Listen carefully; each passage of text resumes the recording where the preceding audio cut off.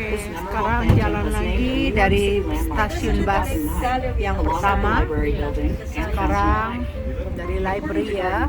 The tulip trees planted here came from a single mother tree, which is the largest tree in the LA, and it's just one of the thousands of trees across the landscape that are older than the garden itself. The rest of the tulip trees were planted in 1905 under the direction of the garden's founding director, botanist and taxonomist Daniel Lord Britton. Britton and his wife, Elizabeth Knight Britton, herself a distinguished botanist, were leaders of the movement to create a grand botanical garden in New York City in the late 19th century. While on their honeymoon in London in 1888, they visited the Royal Botanic Gardens, Kew. What they saw inspired them to lobby elected officials and civic leaders to create a public garden dedicated to science, education, and horticulture in New York. Were successful, and in 1891, the New York State Legislature incorporated the New York Botanical Garden. Soon after, the couple selected this site, which featured a 50-acre old-growth forest surrounded by fields and pastures. In 1895, landscape architect Calvert Fox, co-designer of Manhattan Central Park, created a master plan for the garden to allow for the planting of beautiful and diverse collections, while preserving the natural beauty of the landscape. More than 125 years after its founding, the garden staff remain dedicated to preserving the natural and horticultural beauty of the landscape. They care for thousands of mature trees, plant hundreds of thousands of bulbs, annuals, and perennials, mow 75 acres of turf, and clip a mile of hedges to maintain this green oasis in the middle of New York City. Is also a center for research and home to scientists and graduate students who are working to understand plant diversity and save the plants of the world. As they travel the globe, they might be collaborating with local partners in Brazil to preserve the rainforest, or recording the medicinal uses of plants in the South Pacific. At home, they document native plant species in the Hudson Valley and Central Park. NYBG scientists have written hundreds of books, from field references to a handbook of poisonous plants used in hospital emergency rooms. Our scientists work in the garden's Pfizer Plant Research Laboratory and the William and Linda Steer Herbarium. The Steer Herbarium is the second largest herbarium in the world. It houses approximately 8 million dried and pressed plant specimens, including some dating to the 1700s, which are used by scientists to identify new species and document where plants grow. Hey, this area is called Twin Lakes. A century ago, people used to flock here to swim in summer and ice skate in winter. Today, birds flock here, especially water birds and seasonally migrating species. On Saturday mornings, you can join free bird watching tours. Garden visitors have spotted more than 200 species. Across the Bronx River, originating in Westchester County and extending 23 miles to the East River, it is the city's only freshwater river. Once lined with factories and mills, it became very polluted. Now, thanks to the efforts of conservation organizations, the river is cleaner than it has been in centuries, and is once again home to a wonderful array of wildlife, from beavers to American eels. Upstream from here, the Bronx River cuts a dramatic gorge through the 50-acre Thane family forest, the largest surviving stand of uncut first-growth forest in New York City. Since its founding, the garden has preserved the forest in its natural state. But over the centuries, it has suffered from the impacts of human activity and invasive non-native species. To ensure the forest remains healthy, the garden has implemented a program of ecological restoration. Approaching our next stop, in the Magnolia Collection. This is one of Magnolia. the oldest plant collections in the garden. The first trees were planted here in the early 1900s. When they flowered in Magnolia. early spring, the magnolias create an unforgettable spectacle. The Magnolia Collection is just one of many tree collections in the garden.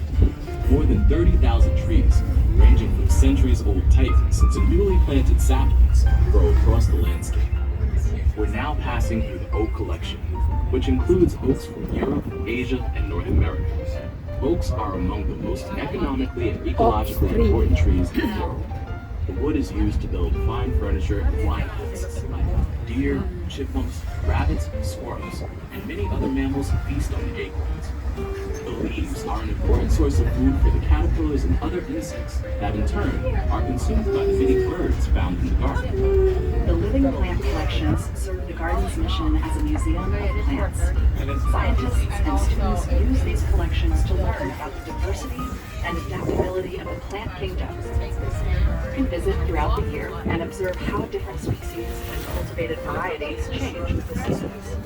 Our curators constantly evaluate the collections and search out interesting new varieties to add.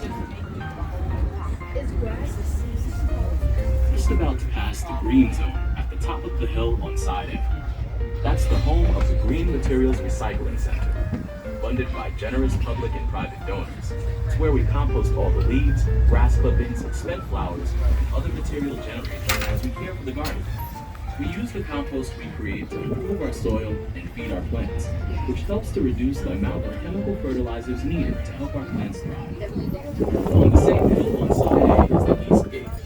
This area, which is made accessible by the Ann Hubbard Bridge, was completely redesigned in 2017. It now provides improved daytime access to the garden for our neighbors and visitors who arrive there by subway. Up to our next stop, the Edible Academy. This unique place was completed in 2018 and brings together the Ruth Ray Howell family garden, which has been located on this site, who made his fortune in the tobacco industry. Several historic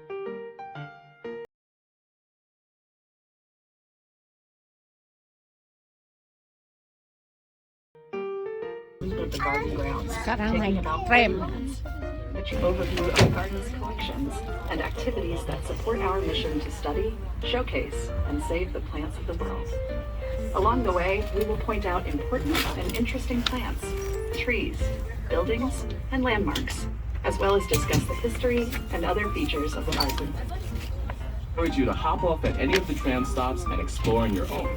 You can always get back on board or continue your visit on foot. As you explore, we ask that you stay on the paths to help us preserve the Saya fragile mau pergi ke ecosystem and keep tempat it healthy for pemberhentian generations to kedua come. Your karena tram saya driver mau and lihat attendant can provide pohon. directions to points of interest and answer questions about the garden. And we hope that you'll participate in one of today's programs walking tours Windy. listed in the Daily Annual. Botanical Garden was founded in 1891 and has been an oasis of beauty and learning for generations of visitors. The garden encompasses 250 acres and is home to more than 1 million living plants. It is one of the foremost gardens in the world and was named a National Historic Landmark in 1967. Just up the hill on side B, past the large rock outcropping, is the Rock Garden. It's home to an incredible selection of unusual flowers and plants from around the world that are grown in, around, and on rocks, including some of the smallest plants in the Botanical Garden. On side A, you'll see a collection of pines and other cone-bearing plants. That's the Arthur and Janet Ross Conifer Arboretum. There are more than 1,000 pines, spruces, firs, and other conifers in this collection, including many venerable trees planted in the 1890s, right after the garden was established. Beyond the conifers lies the Botanical Garden's crown jewel, the Enid A. Houck Conservatory, completed in 1902. Inside, you can explore an acre under glass, a journey that takes you from tropical rainforest habitats to dry deserts. Filled with thousands of plants, it is an absolute wonder and the anchor for the garden's exhibition program. Ahead at the top of the hill is the Lester T. Mertz Library Building, completed Oh, in library. 1911. Itu In front itu is the depan living itu hall and library. fountain of life, which was inspired.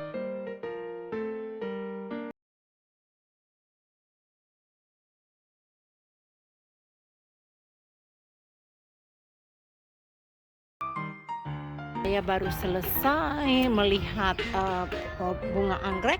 Sekarang saya mau melihat cherry blossom yang namanya adalah bunga sakura. Saya harus cepat-cepat teman-teman karena jam 6 tutup. Dan saya videonya karena baterai saya udah mau habis ya. Saya mau ini karena tadi saya udah kasih lihat dari awal datang.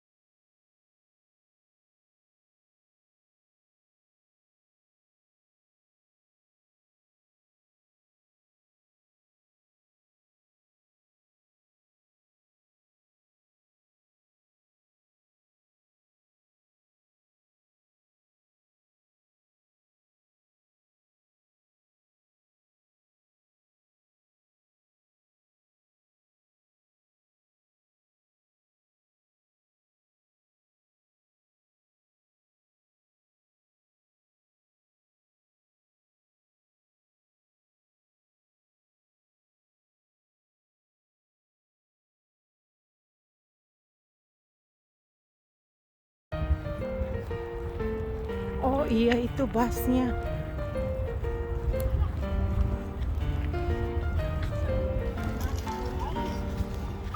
Ini busnya udah penuh atau gimana ya?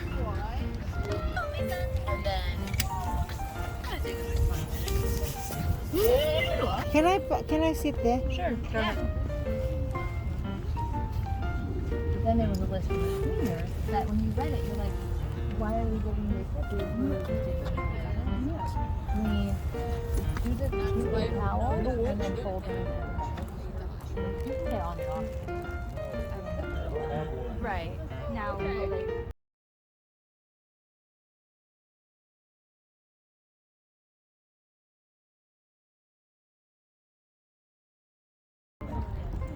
not here free.